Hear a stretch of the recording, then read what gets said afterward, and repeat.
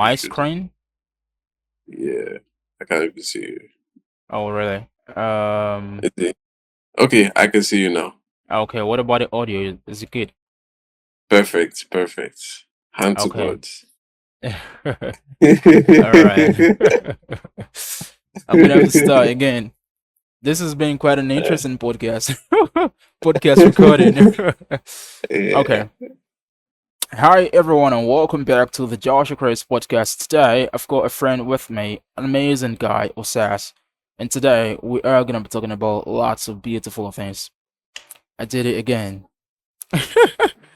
I was just telling Osas that I use that phrase a lot, beautiful things. It's quite amazing. How you doing, man? It's good to have you here. I do okay. I'm very chill, and yeah, it's good to be here with you. Like seeing you. That was last year. We That's met. right. That's right, man.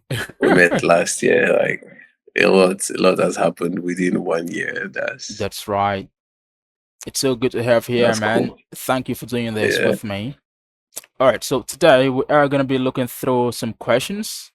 First off, do you want to go ahead and introduce yourself to the audience? You can tell us a little bit about your background and how you started in the tech industry. All right. Most people when they want to introduce themselves like this, they have a job title. I am this, and this is my title. But me personally, I haven't really cared so much about titles and job descriptions. I like solving problems. That's how I put it. Like I have done I built in several languages. I'm a software developer, if I should put it like that. But I have also done like marketing work, business development. I have also done research.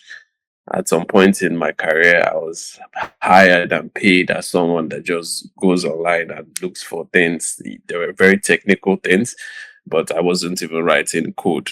So I feel Okay. like yeah, I have been focused on solving problems at large, and I feel like that's a good way to see yourself in this industry instead of just one thing.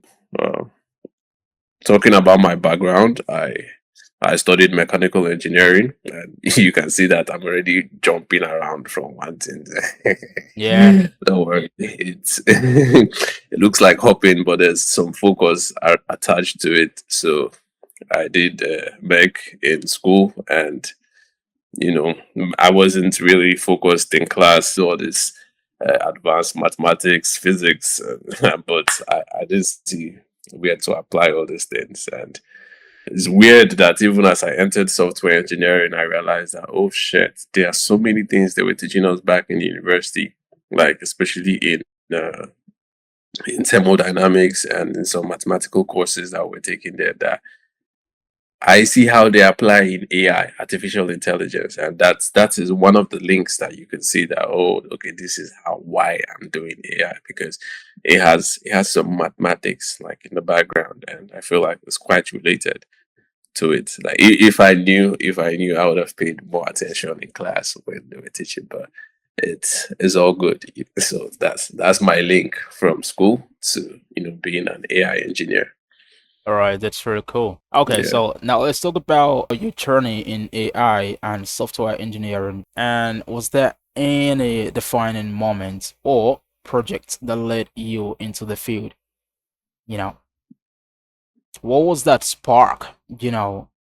How did you know that, what, this is the route, this is my path. I want to do software engineering and I want to go this, I want to do AI, stuff like that. Well, when it comes to defining moment, yeah, I think the like I mentioned earlier, the defining moment was when I started. Oh yeah, there's a defining moment that made me actually like software as a whole, but that wasn't even like AI or anything. It was when I have a friend. Yeah. We were both employed in the same company, and during lunch breaks, we would go outside, and he was learning JavaScript, and he would he was learning JavaScript during the weekends. So he would come out and just gist me and tell me about everything that he's learned and tell me about this, the this is it a this object and how it is connected and how you can pass it through different classes. And the way he was explaining it, he talks about promises in JavaScript, and I felt like having those conversations gave me like an insight to the inner workings of this programming languages and the Oh software yeah. systems, and I was actually very intrigued to see what you can do with that. So I feel like people or a person like stared me into software. So it wasn't necessarily a project; it was just knowledge directly. Yeah. Yeah, Conversations with your friend. yeah, Yeah, that's really great. That's quite an interesting one.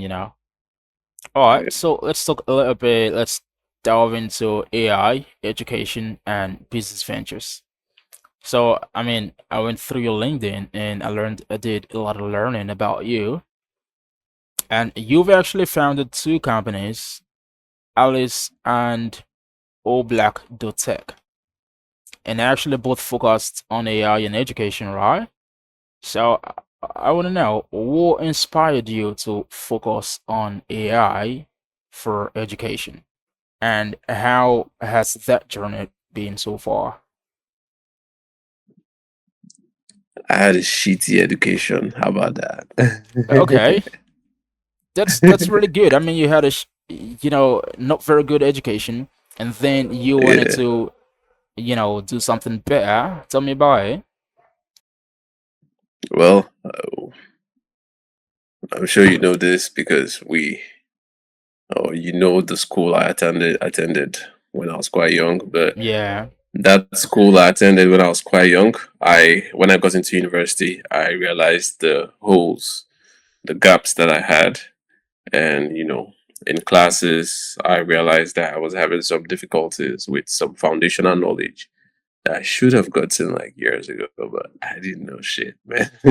Nobody told me about this, and uh, I had to in my second year, in my third year, I was now going through stuff like Khan Academy, trying to learn some basic math,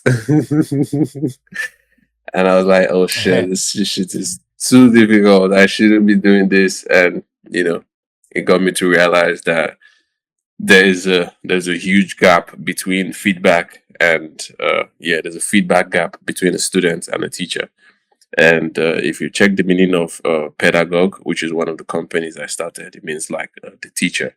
So it is understanding that there has to be a close communication between a teacher and a student, meaning that you could come to class and teach, but only like two, three students picked up what you were saying, and you don't even know, you don't even care. You just, filter out the best three, and then the rest, everybody, you go do whatever you want to do with yourself. And I'm like, okay, yeah, that clearly doesn't work. Because we have a bunch of people out here that actually need some education and information, but nobody cares about them. So there should be a way to actually bridge the communication. There should be a way that when you're teaching in class, you can just say it comes out in a spreadsheet and it's like, hey, this student is having a problem in this thing, and this is the solution for this student's problem. Now that is interesting, and that is actually a way to make a change in the whole problem that I had when I was in school. So most of my companies are Yeah. like focused on education because it's quite important. I think that's absolutely remarkable and that's very different, because think about it, you know, um, you had your own experience about the education system when you were growing up, and you just thought about making something better, preferring a solution of that, and you actually built two platforms around that. And I think that's great. I do really think so. And you actually specialize in reinforcement learning. Can you break it down for someone who might be unfamiliar with that phrase, reinforcement learning? Okay, when you say break it down, to break down reinforcement learning, Yeah. The only way it could be broken down is if we take out the whole AI part and let's just go down to the normal psychology of learning in Okay. general. Yeah. So let's say you have like some lab rats and Mm-hmm. you want to teach them something. All What right. do? You give them a good option, you give them a bad option, or you give them options. Yeah. If they do the good one, you Yeah. reward them. Yeah. If they do the good one, you reward them. Yeah. And that's pretty much it. But you can now move it into AI. So it's like you have like an artificial intelligent agent. You give it an environment. You give it Okay. actions that it can take within that environment, and then it does a good action. You reward it. It does a bad action. You penalize it. So you're reinforcing the good actions and you're penalizing the bad actions. And over time, it learns to do the good action too. So that's just like reinforcement learning in a summary. Yeah. All And if right. you want to understand, okay, how this applies in a large scale, then you can think about something like Tesla. These Tesla, they're self-driving cars and stuff like that. Yeah. You know that those agents are like RL agents that um, they have been trained and they have been rewarded to follow like the traffic rules, to drive in a certain way, to follow some state rules, and then if you and they are trained so well that if they penalize, someone is going to if they make a mistake, someone is going to die. So that's Okay. like how important like RL is in the whole scope of AI and things. So, Yeah. all right. Got it. So, I mean, I did a lot of learning again, as I said before, and of course, you're involved, I mean, with your work in large language models, LLMs, and reinforcement learning. What are some exciting developments or projects you've been a part of? And you want to talk about the experience? Well, I'm actively still part of one project, and this project is phenomenal. I don't know. Am I allowed to talk about it? Yes, I'm allowed to talk about it. So it's called the ALM. It is called the African Language Model. And no vex, this is one of the reasons we make I speak Pidgin English. And it is because I am working on some very African centric projects. And part of those projects is to preserve the African language and the Africans' intonations and everything concerning the African speech, African text, and African vision.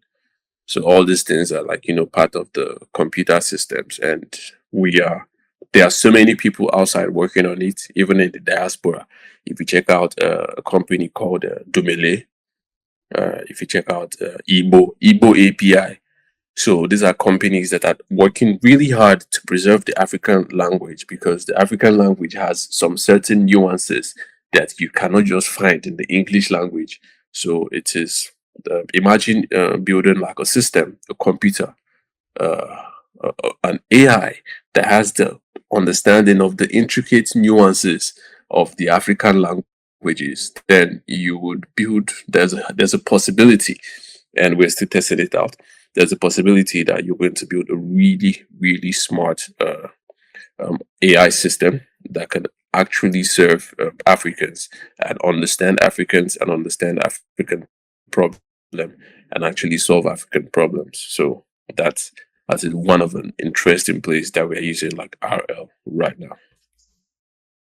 That's absolutely Yeah. interesting. I mean, that's phenomenal. I think so.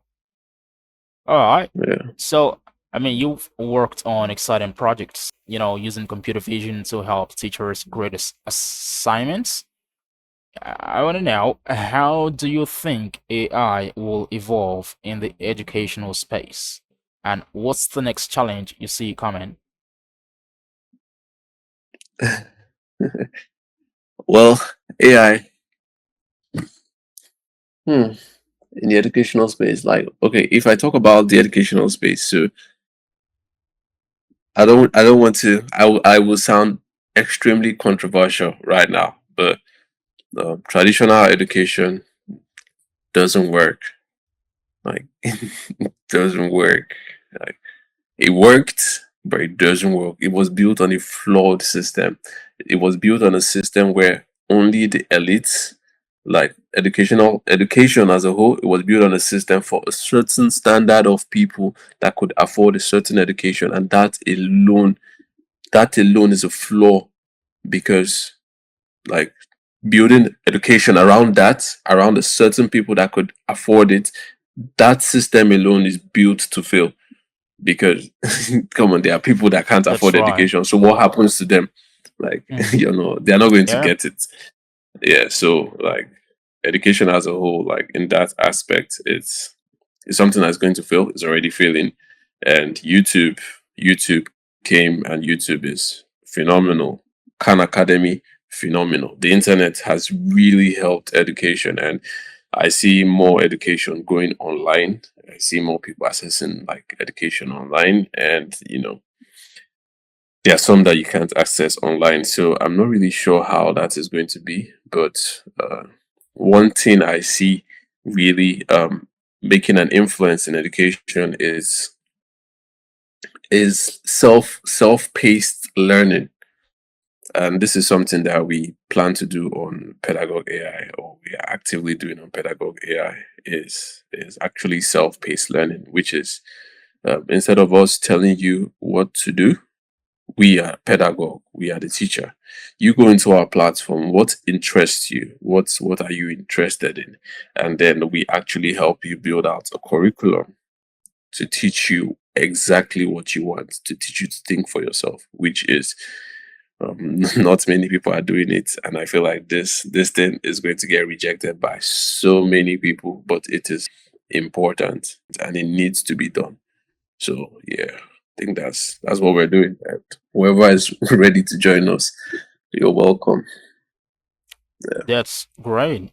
So, Mm. picking up from that, talking about the process of AI development, do you want to know, as an AI architect, how do you go from idea to implementation? If you could walk us through that, the process of turning an abstract AI idea into a working solution. That could seem How pretty about how basic, about we but start? yeah, I want to hear what you're gonna Okay, say how right about we there. start with the process of cooking soup. You want to make soup. Oh yeah, Um, when you want to make soup, what do you do first? The first thing you know is, okay, there's this soup that I want to make you get in the my head. yeah your list. You you have a taste. You're Okay. like, okay, if this soup tastes a certain way, you know that okay, it's good. If it doesn't, not so Mm-hmm. good.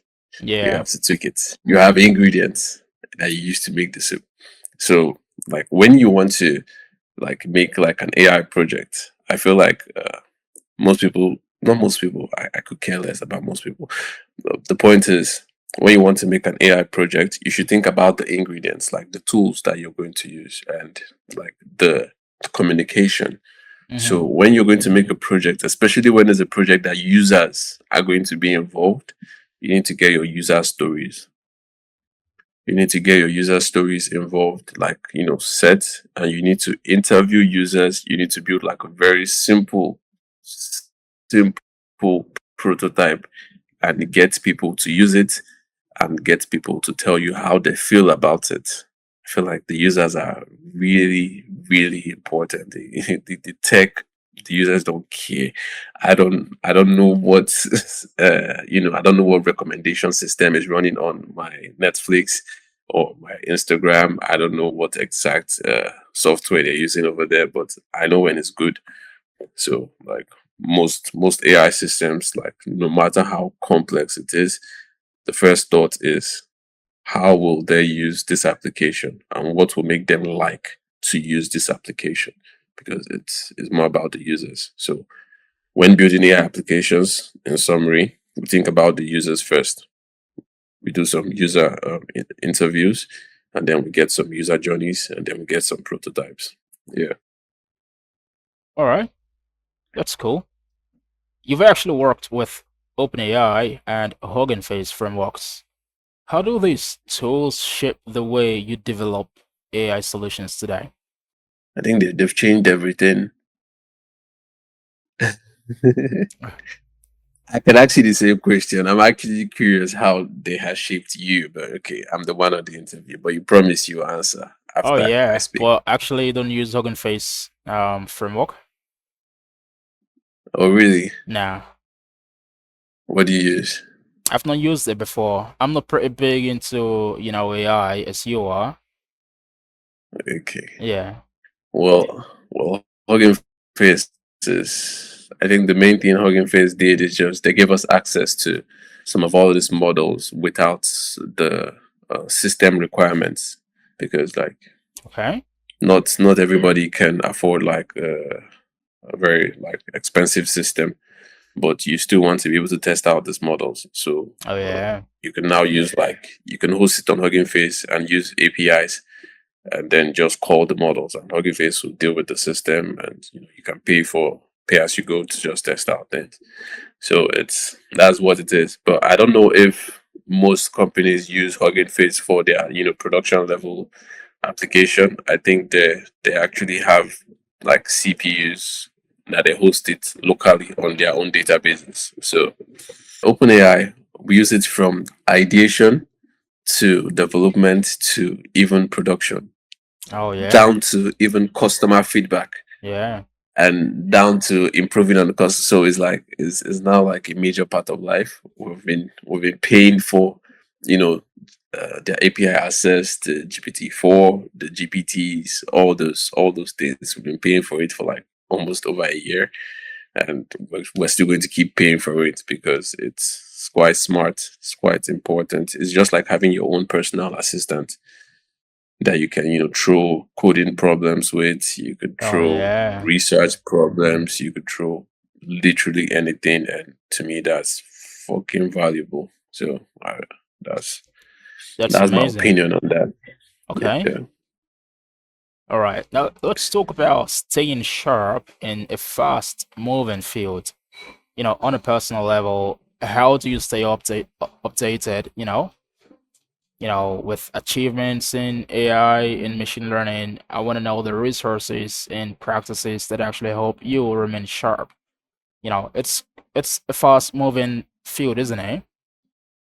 So how do you stay updated? Yeah. I feel like if you like something, you would just have an interest to it. Yeah. Yeah. I could I could tell you all the news sources and all these things, but if you tell me to keep up with the Kardashians, or you tell me to how do I stay, or you give me like tips and tools on how to stay sharp with the latest gists in entertainment industry, I could Mm-hmm. care less, Oh guy. yeah, yeah, But something that you're interested in, yeah, you tend to find a way. So for all those, like everyone listening that's quite yeah. interested in this AI and software, the the main thing is to join a community. Like that's one of the first things I would say, because um, join a community, but you know it's very important because someone will say something like, "Hey, I just checked out this thing," and then you get information from there. The goal is I could direct you to some websites like simple is better than complex is like is a website that's is in my head, is very very smart, but there are also very smart websites. But how did I get to know all these websites? It's just I hung around people that were talking about all these things, all these platforms. So there are like some AI platforms like World of AI, and some of all these platforms like OpenAI. You subscribe to their newsletter. Evolving AI, I follow Evolving AI on Instagram, so they actually post some cool stuff there. I follow Elon Musk on Twitter. He's talking a lot of things right now. He's very political because of the elections coming Oh up and yeah. all of that. So but he actually follows some people that talk about cool stuff. And but mostly in general is communities. Like you look for communities, you look for hackathons, join their Discord channels, and people talk a lot. and it's good to just listen, and you will just see that information just comes to you like from all the sources. So yeah. All right, that's cool. So, from your experience as a tech founder and entrepreneur, what advice would you give to someone looking to start their own AI-driven business? Especially in such a competitive space. Well, the advice I'll give is, send me a message on LinkedIn All right. to, yeah, to get an advice from a professional, because I have seen people spend lots of money, like thousands of dollars. I worked on projects where they're like, oh shit, this isn't working, this isn't working. We did this, we didn't know what we're doing, and we hired someone, we just paid them and they built this, and can you help us get it to a higher standard? And I'm like, Oh that's yeah. fine. I'll charge you very well, pay me for Yeah. it. But okay, so the advice I would give is, if you have a network, uh, connect with someone that's really focused on this thing, and it's easy to know someone that's focused on it, because when you meet someone that's not focused, all they will tell you is, this is how much it will cost. This is how much it will cost. Pay.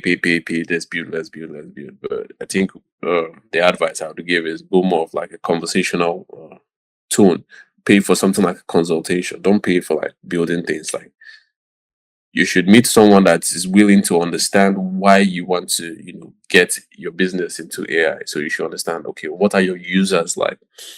Uh, how much are your customers paying? Where do they live? Like, what is the business process like? And this conversation might take like a month to get full clarity on this thing. And a lot of people, that patience is not really there. They're like, you know what, let's just start, let's build this. And then you realize you're not doing anything. That is the first step to anyone that is trying to get AI into their businesses.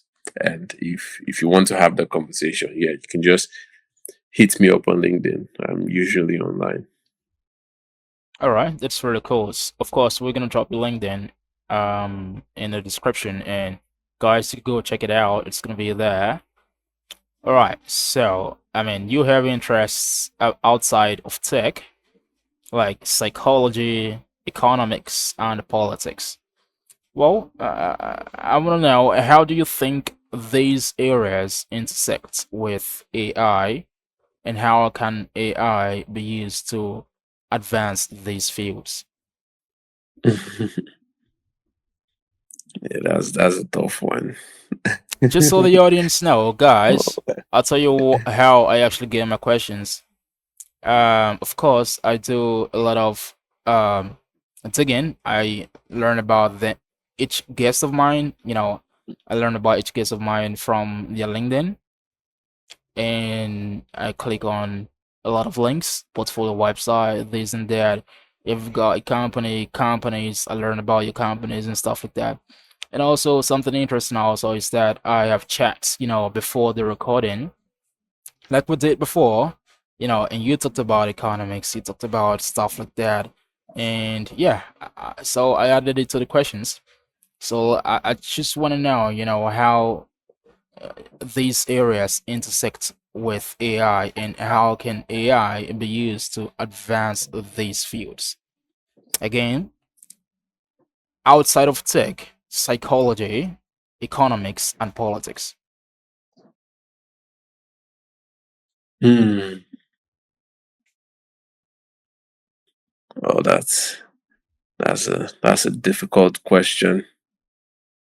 Do That's you want to take a minute and we'll probably come back to that one? no. Let's go for All right. it. Yeah. Yeah, like, if when it comes to politics, economics, I'm going to drop some doomsday information, and I'm going to go sci-fi, because I like sci-fi as well. All Um, right.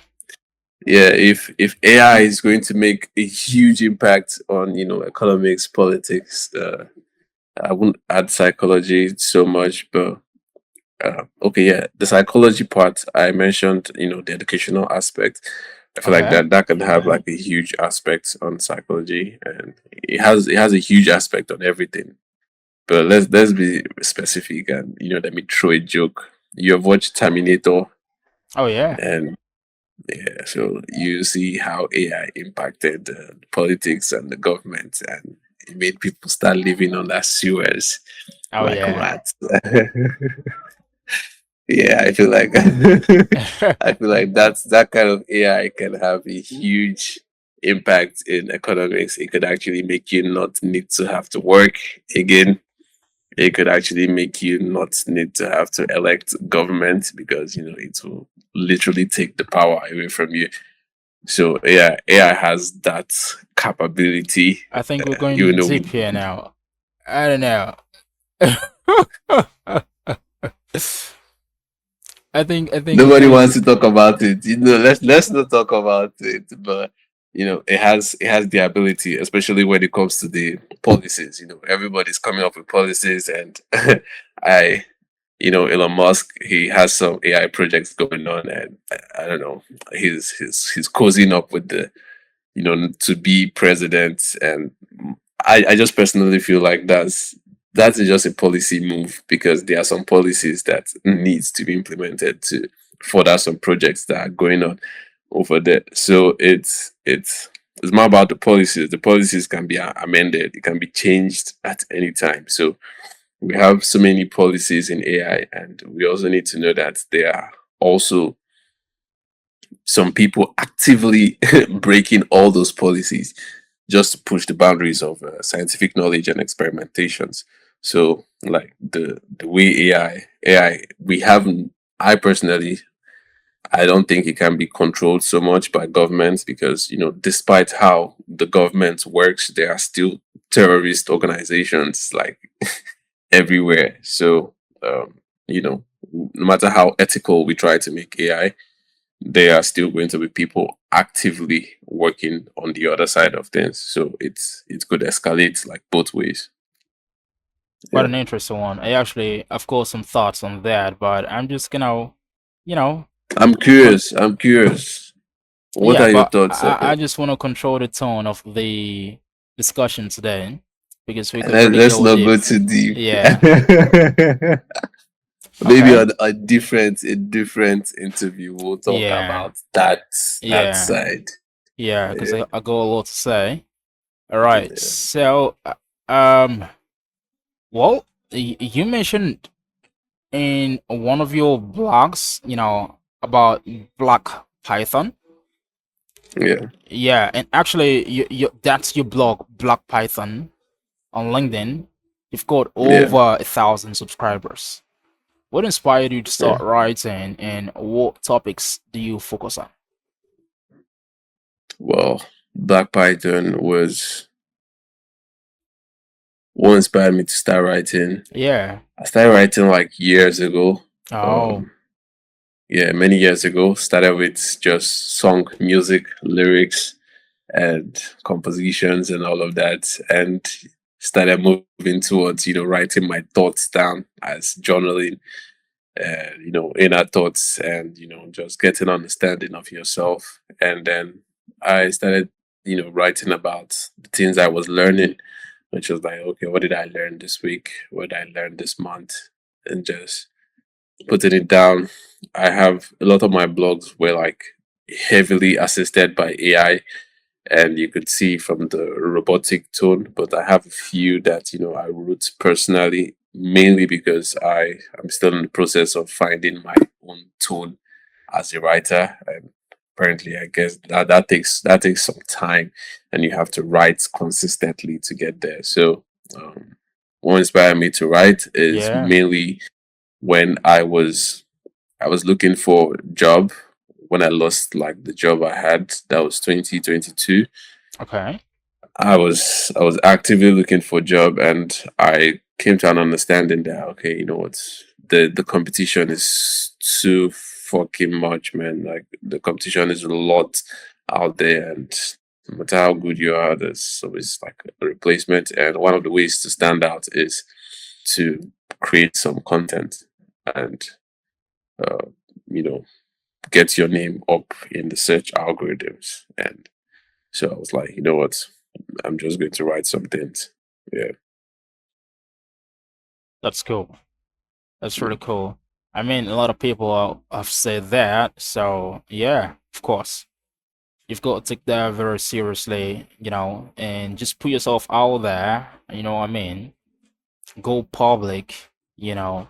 Actually, the phrase go public just came from a conversation I had with, I'm not gonna say her name, but I do want to say her name.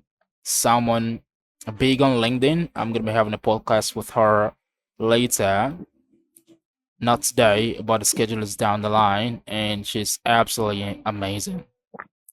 Yeah, so we were talking about that, we had a pre-chat, and we were just talking about lots of things, and we talked about going public. She's big on that, and yeah. All right, so let's talk about how important is it for you to contribute to open source projects. If you tell me, about some of the projects you've worked on that gain recognition, or probably you won hackathons and stuff like that, if you could talk about that. And also, I do want to add this as well. I did ask this question to Angela, the late the the software developer. She's a full stack developer. I had one with her. You probably saw that one, right? Yeah. Yeah, and I asked her this question. I did say if we were to, look at these side by side projects, all right, then we got contributing to open source, and we have internships. I wanted to include hackathons there, but I just took it off. So side projects contributed to open source and internships. Which one do you think, if we were to rank them, how would you rank them in terms of the one that gives you, the best experience? Do you know what I mean? Yeah. Yeah. I have a question. Why did you take out hackathons? Um, I just, I mean, I thought it would come, I don't know, probably we should put it there because I actually made a video on my personal channel and I talked about this part and I removed it again, but I said, "Do you know what? Let's put you back there. Do you know what? Let's put you back there now." Yeah. No, I'm curious. I'm curious why you had to derank it so badly. Okay. Why I actually did that, was, but then I said, let's put it back. What? First off, it was because you don't really do hackathons a lot. It's not like it's an everyday thing, but if it were to be projects, you can decide, you know what, this week we're working on this project, this month we're working on this project, is that, like you could, whatever you wanted to do, whatever you wanted to build, you could literally get started working on it, but except you want to organize your own hackathon, it's not like it's an everyday thing. You gotta learn about them, register, and get be part of a team and stuff like that. So you gotta put in some more effort, and maybe that might not really have been the best, thought at the time because I'm thinking about contributing to open source. Your proposals, have to be accepted as well, if you're trying to make an edit to a feature or whatever. So let's include it. Yeah, I feel like it should be included because I have a friend, even a friend that introduced me to hackathons. He doesn't have a job. He does hackathons all year, like all year. Really? Yeah.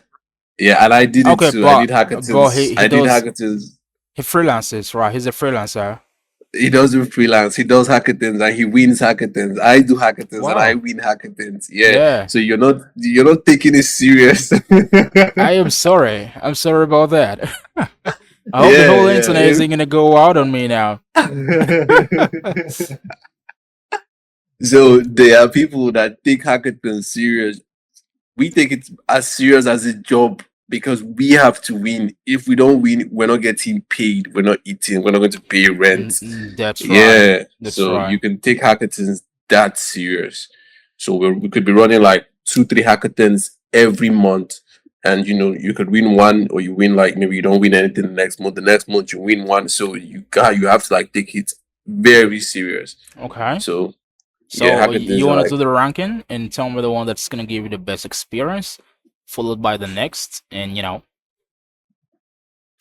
Well, well, if you believe in multi dimensions, multi universes, you'll see that there are different scenarios. But based on one dimension, we have three, but just one universe. Based on my experience of things, I went through the internship, job, hackathons, and then freelance.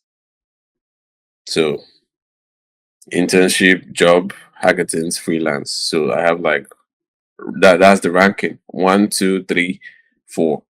Um, but then it depends on my own experience because like my friend, if you ask my friend, he will tell you hackathons, and then he will tell you like jobs, and then he will tell you freelance. So it actually depends on how you use it. But my that was my own experience, like when you're ranking all of them.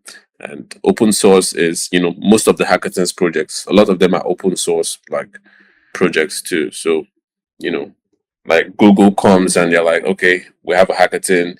Atlassian come. The Yeah. one I won was for Atlassian, and different companies that we all know come and then they give you like a project. Some of their tools are open source, and you contribute to it. And if we should actually focus about contribution, not just open source, especially when if you go and you see a documentation that was not properly worded, you could actually make some changes in that and you have contributed to open source. So is that the contribution you're talking about? So it's Okay. more about like impact, like the impact in the community. So it's yeah, that's really how I see it. Like, are you learning? Are you Yeah. learning? That is very, very important. Are you learning, or are you just trying to say you're doing something? Because at the end, it will be easy to spot if you're actually learning from all these experiences. That's So right. yeah, that's my own take on it. So internship, open source, hackathons, depends on how serious you take it and if you're actively learning. If you're actively learning, any of them is good for you.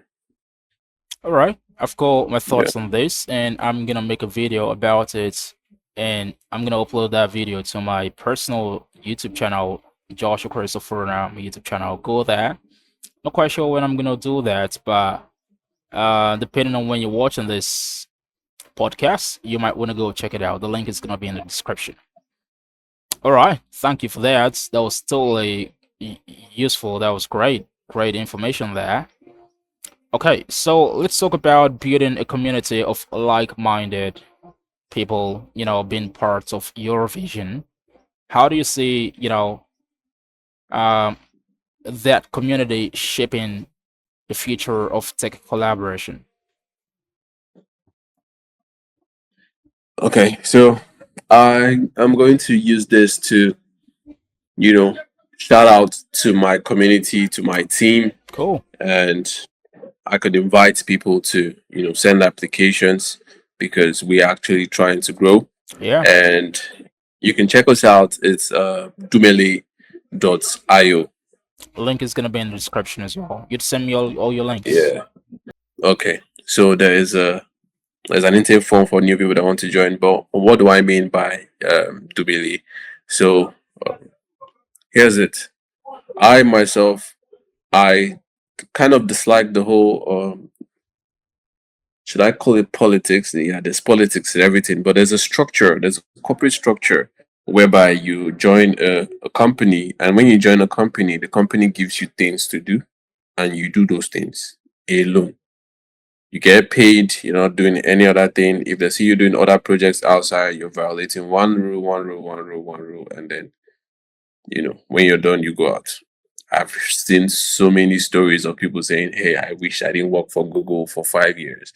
I wish I didn't work for Facebook for 10 years." And you hear all these stories, and why is that? Is because they weren't given the opportunity to truly express themselves. What do I mean by that?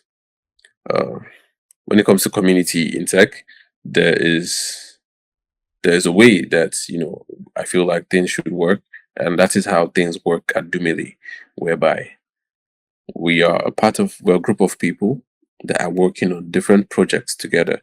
And you know if I'm having difficulties on my project, I know someone that I can just meet and say, "Hey, Alpha, this is where I'm having difficulty. Can you help me look at it?" And the person is part of the community. And these are not like free projects. We're getting paid for it. We have a leader that is directing the vision and all of that.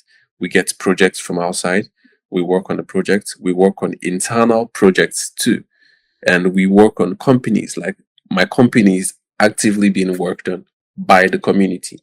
And the community helps you, to raise funds, help you to like guide your vision, help you to connect outside. So it's like, and you can be working on the community, and if you're done with the project, you could just go take like a month, 2 months. Like sometimes I just take 2 months, 3 months break, and I just hack.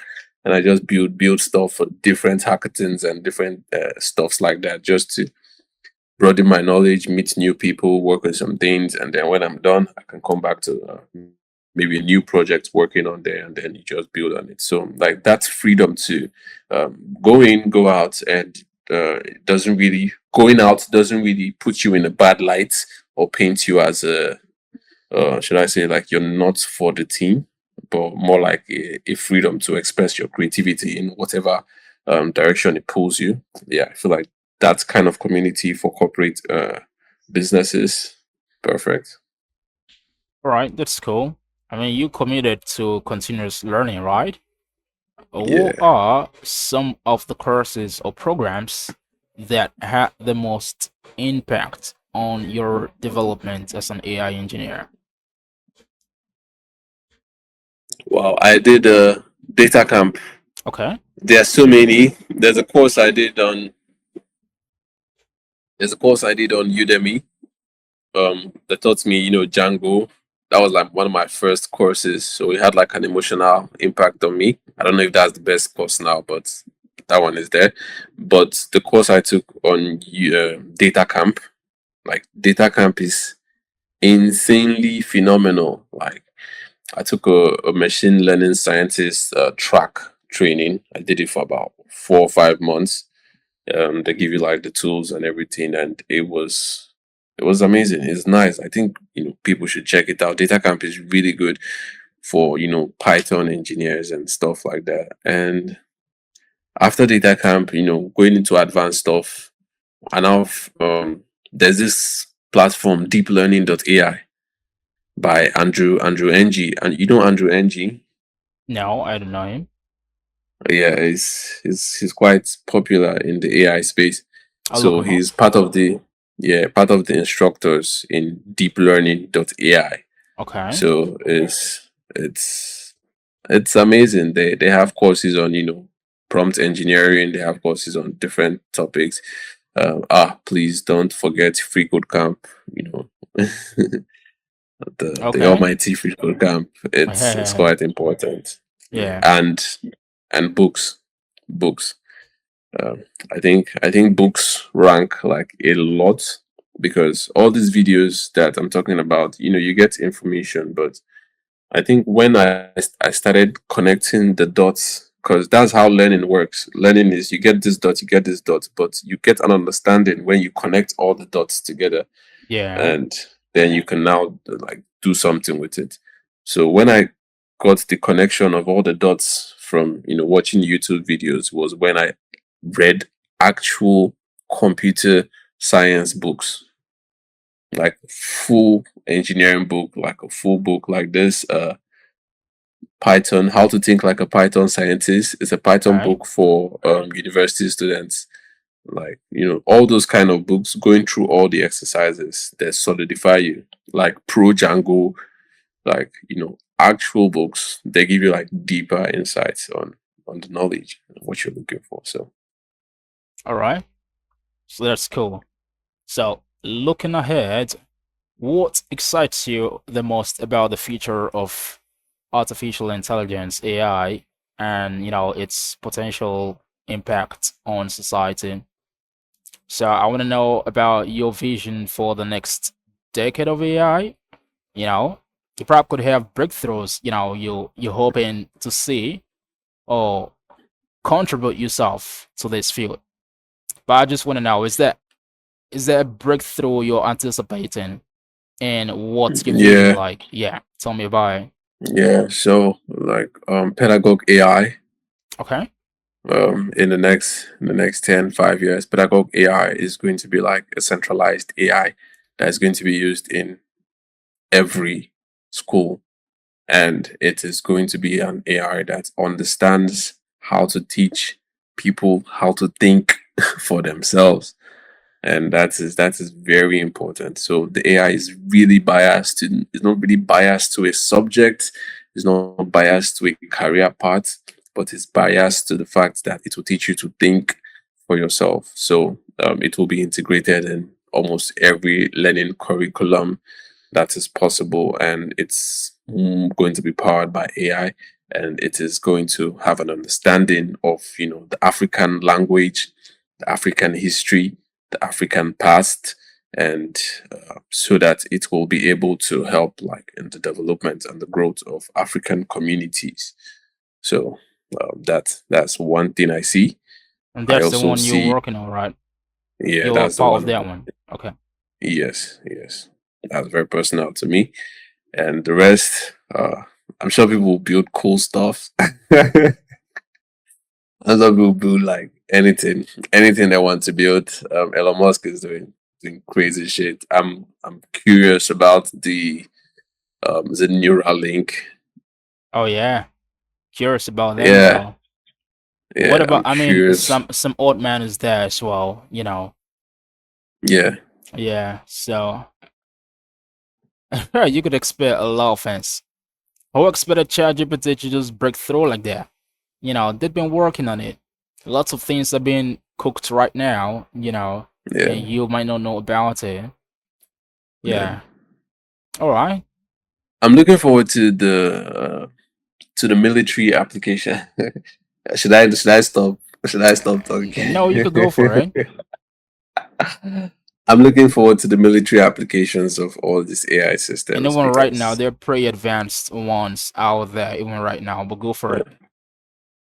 yeah, so I'm looking forward to uh, nations causing trouble because they feel like they have the ability to experiment on their tools. The American Yeah, you system think that's a helping some. possibility, right? You're not really looking Yeah, forward very to that. possible. Okay. Yeah, very Okay, possible. yeah. Like, please hire Just me, let me help you fight this war. I think we have some cool stuff to test out. Like that's quite it's interesting. Yeah, I think yeah, so. yeah, Well, you know what? Probably we're gonna have another episode. It could be a series or we'll just go all in and there are no restrictions to, condoling the tone of the conversations and stuff like that. Because I just wanted to follow your thoughts. Like follow yeah, up on that with your thoughts. yeah, yeah, That's really sure. cool. All right, so for someone, I know a lot of people have been looking forward to this question. And what is it for someone just starting out, especially in AI and RL? What advice would you give? Start. Okay, how should I start? What's gonna be? Could you give them like a roadmap, so they can later paint a picture for them, and with that picture right in front of them, they can see the future, right, from right now. Yeah, that's the thing. That is the problem. This question you ask is the Okay, problem that the educational system has. They have a picture for everybody, but everybody has a different experience. Everybody has a different starting point. that's So very good. I could paint a picture that doesn't even relate to you in like by any means. And so it's the ability to identify where people are and create a path for them. That is one of the key things that we are going to solve using pedagogue.ai. Okay, Like really understanding where someone is so that you can give them an advice that can help. yeah. So yeah, that being said, I feel like I'm going to give like generic advices, and one of the I generic mean, you could even advices, go deeper. Like for instance, if someone came to me and said, hey, Chris, I want to get into web development, or I want to get into coding. The person is just about coding. I'm gonna say that's quite a large term. Do you wanna build um web apps or mobile apps? Okay, the person says mobile apps. I'm gonna say, okay, let's break it down again. For iOS or Android, you say, oh, I could just tell them, you know what, if it's gonna be web apps or mobile apps, we've got Android OS, we've got iOS, operating system. Then I break down all the paths. So probably you could do something like that, or you could just go generic. I mean, because there's gonna be a lot of Yeah, people watching the show, if and if that's the path you want to take, then just you go to ChatGPT, it'll come and say how does someone get into web development. It'll come up with an answer for you very that's generic. right. So if someone met me and like, hey, I want to like learn web development, I will start with you why.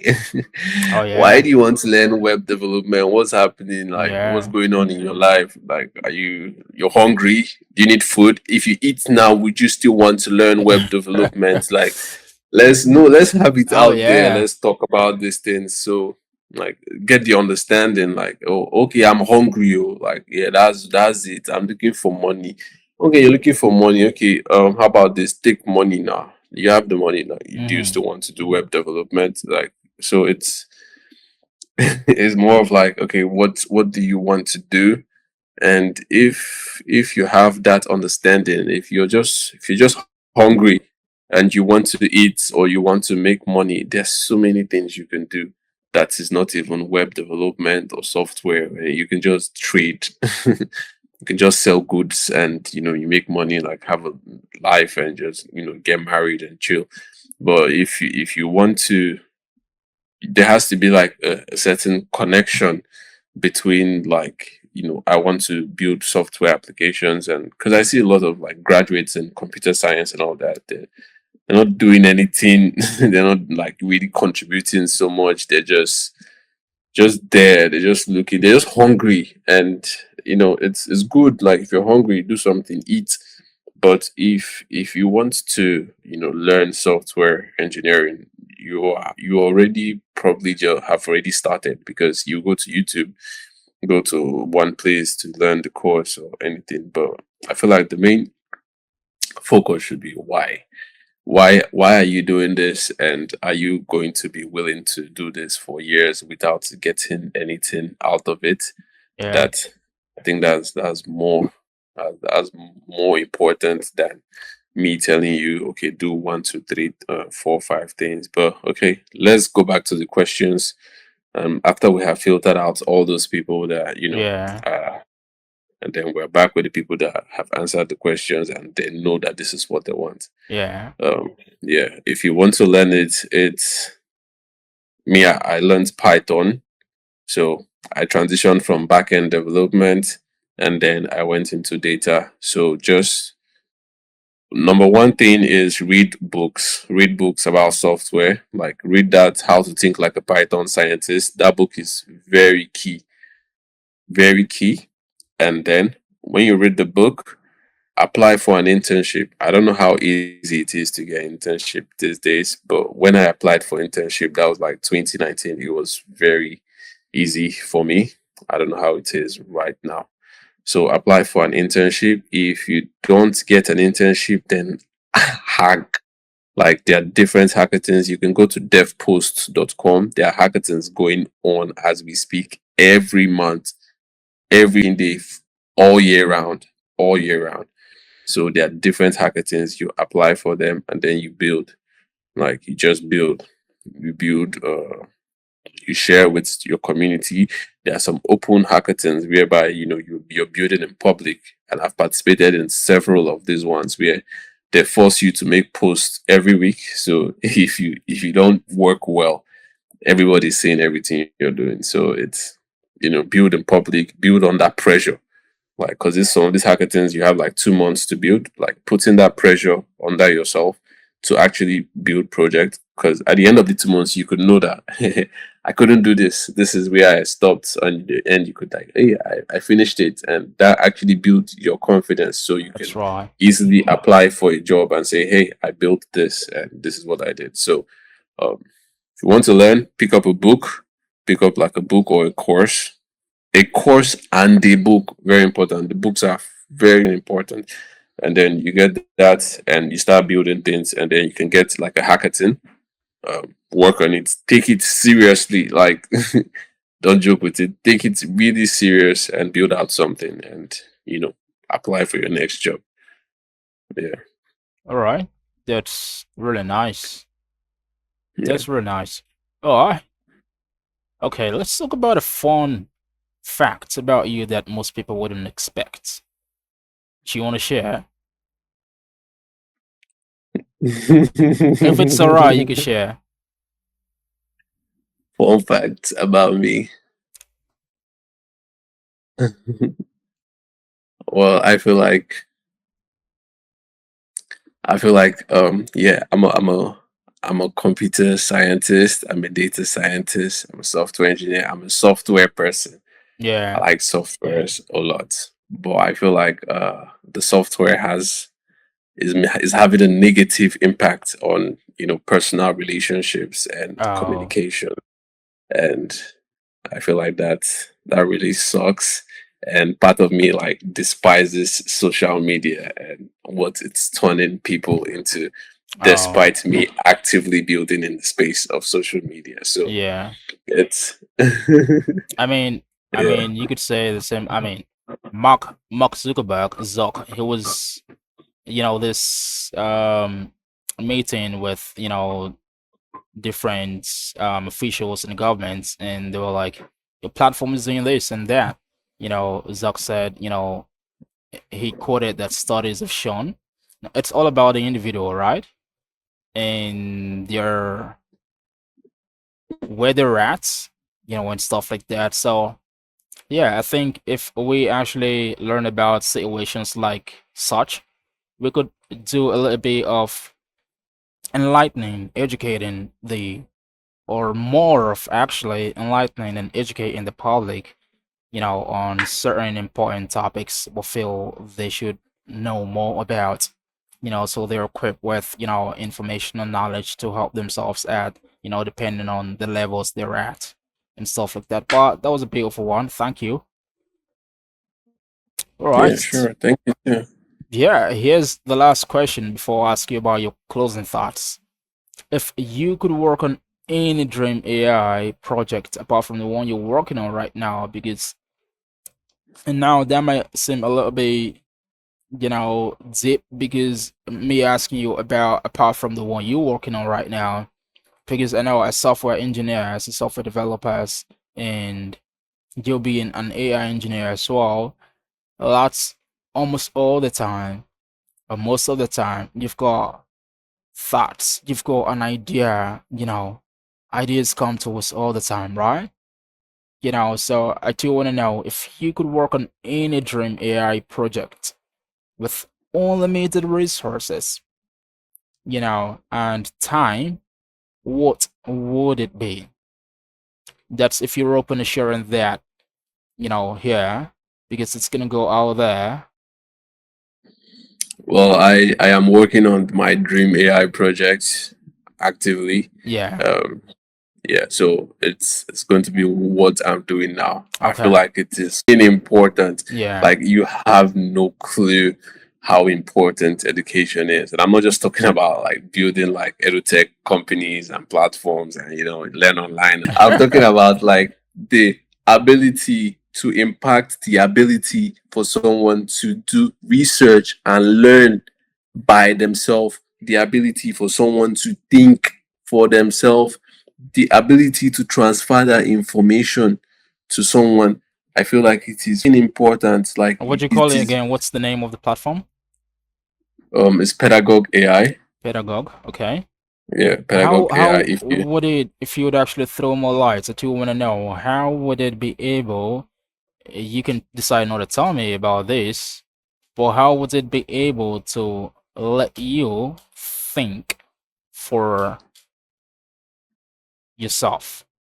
I was thinking about that when you said that before, and I just want to know how is it gonna be able to do that? yeah, that's very confidential, but Okay, okay, it is all I thought yeah, so as well. it's all yeah, it's all about how we structure the courses and how we train our machine learning models. They need to Because have a now you're goal. talking about the individual, the AI is Yeah. gonna help them. Well, Yes. you know what? How can we follow you and learn more about this beautiful work you're doing? Yeah. Is it If you best want to to follow follow you on me, LinkedIn, or yeah, you does it can follow have me on a LinkedIn, special page? and yeah, to learn more about this, like pedagogue.ai, you should go to Oblack.technology. That's Oblack.tech, and it's on my LinkedIn platform too. So we have some updates like concerning pedagogue.ai that I'll be posting out on our newsletter. So yeah, and yeah, just to mention, our newsletter transformed from Black Python on LinkedIn, and we moved over to Oblack.tech. So Oh, okay, yeah, okay. yeah. Well, that's So cool. you can, yeah, you can follow us there, and then you will get like detailed information and some maybe partnership opportunities. And we also have like some job opportunities coming up because we can't do this kind of things alone, and investment opportunities too. So it's all going to be there just in All right. Yeah. any of my social media platform. Yeah, the link is gonna be in the description, so guys, go check it out. Yeah. Yeah. Uh, are you subscribed to all my YouTube channels? I've got three of them. I've got my Interesting. personal I do have YouTube channel. three. So I've got my personal Okay. YouTube channel where I talk about personal stuff and of course tech as well. But then I've Yeah. got this channel, the podcast channel, where we just have podcasts, right? Then I've got the Yeah. last one, which is the podcast clips channel.